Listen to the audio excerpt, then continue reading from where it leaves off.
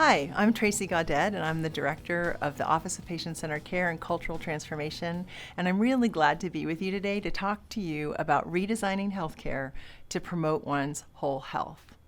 So, the first thing I want to say for context is that the very assumptions upon which health systems were designed are no longer valid. Like every other system that's emerging from the reductionistic paradigm and transforming into a systems approach, healthcare needs to be radically re-envisioned and redesigned. That's what we're going to talk about today. The IHI, the Institute for Healthcare Improvement, is calling for this, in their language, new rules for the radical redesign in healthcare. And I think it's fascinating if you look at their rules. There are 10 of them, but I've highlighted 4. First, change the balance of power. Co-produce health and well-being in partnership with patients, families, and communities. Second, customize to the individual. And I think this is amazing if you look at their language. Contextualize care to an individual's needs, values, and preferences, guided by an understanding of what matters to the person in addition to what's the matter. Sound familiar? Third, promote well-being. Focus on outcomes that matter the most to people, appreciating that their health and happiness may not require health care. And fourth, create joy in work. Cultivate and mobilize the pride and the joy of the healthcare workforce. And that's what we're up to here in the VA. So the vision is clear. We have Robert Wood Johnson calling for a total transformation and a shift to a culture of health. We have the IHI calling for 100 million healthier lives, looking at emotional, spiritual, and physical well-being. We have Kaiser Permanente, who stood up a whole national effort that they're calling total health. The Surgeon General, we recently did an event with the U.S. Surgeon General focused on emotional well-being. So everyone around the nation is calling for the same future state, which is great. Atul Gawande, I love him. One of his quotes that I think captures this really well: we've been wrong about what our job is in medicine. We think our job is to ensure health and survival, but really it is larger than that. It is to enable well-being. And well-being, I love this line, well-being is about the reasons one wishes to be alive. Those reasons matter not just at the end of life or when disability comes, but all along the way. And I think he says it really well. Let's stop for a second and ask why. Why should we be entering into a complete redesign of healthcare? Well, it doesn't take long to figure out that our healthcare in the nation is in a full crisis. Everything from the economics, the healthcare consumes 18% of our GDP, and that's crippling our ability to compete globally. Chronic conditions are the vast majority of those costs, about 75% or so, and we know that chronic conditions are really largely impacted by people's health and life and their choices they make day to day. The bottom line is this: the current healthcare model does not work because we do not have a core competency. We're not designed to support people in addressing the things that most impact their health and well-being. It's not our fault. It's not designed that way. I think it's really interesting to think about why. How did we get here? Why do we have the healthcare system that we've got? And if it goes back to the late 1800s and early 1900s, our whole medical paradigm was based on a reductionistic model. We had things like germ theory, and we figured out, oh, cool, a disease is caused by a causal factor. So all we have to do is find the cure to that cause, and we're done. It resulted in this find it, fix it approach, which, to be honest, our medical paradigm is still based on today. Our science is advanced. That in the 2000s, we had a lot more advance around systems approach. We understood things like quantum physics, systems biology, and chaos theory.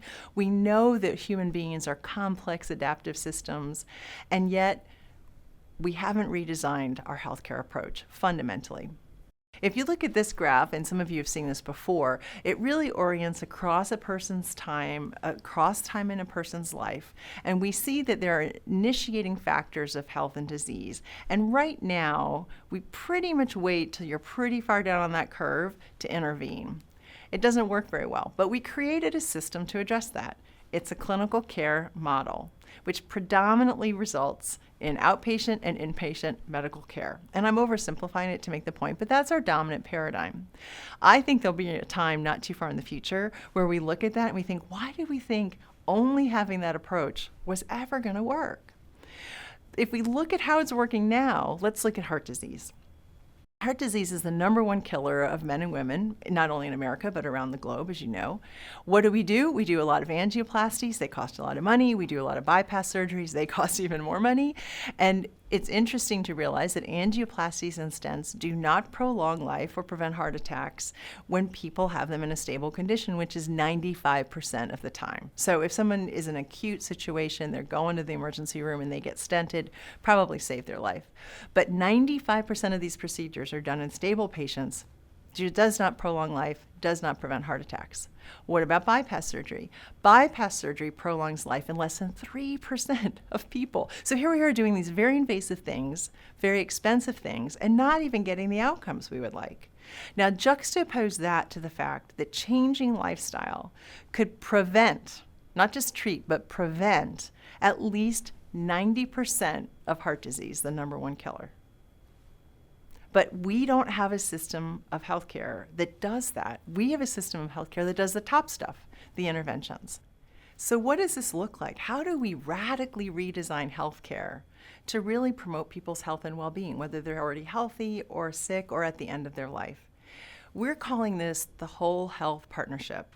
And whole health is an approach to healthcare that empowers and equips, those are important words, empowers people and equips people to take charge of their health and well-being and live their life to the fullest. Our current healthcare system isn't really designed to do that, if we're honest. So what does this future state look like? The state that VA is producing and delivering with our veterans then need to help people learn the skills and have the support they need to address their self-care. This is how we equip people to address their health and well-being. And that plus holistic integrative healthcare creates the whole health system. So if we think about how does that work, how do you make that real, we now have 3 elements of the whole health system, the future health system for VA, that does have clinical care with a more holistic approach that begins with a pathway where peers and other folks who are not necessarily clinicians are trained to work with veterans and their families about exploring what really matters to them, to identify why they want their health, and be very clear about that personal mission or aspiration or sense of purpose in their life that they want their health for. That's the foundation of their health and health care. They begin to put together a personal health plan in that process. And that personal health plan helps integrate their care wherever they're having it, whether it's their self-care, their life in their community, or their clinical care. So the pathway is really critical. The health and well-being programs help people learn the skills they need, how to eat differently, how to deal with their stress, how to improve their sleep, bringing in approaches like Tai Chi or acupuncture if those are helpful to people. And we give people the skills they need and the support they need to really change their health and well-being. So the whole health system addresses these elements, the human element, the self-care and the clinical care, and complementary and integrative approaches are integral to self-care and clinical care in this. So I'd like to just close by sharing a reflection of mine that modern medicine starts with the body rather than the soul, the mind rather than the heart. But what we know is that the soul and the heart are the doorways to healing and health of the body and mind. So now we're at this really exciting place where we can design for this approach with our veterans and lead the way, not only for our veterans, but for our nation. Thanks so much for being a part of this.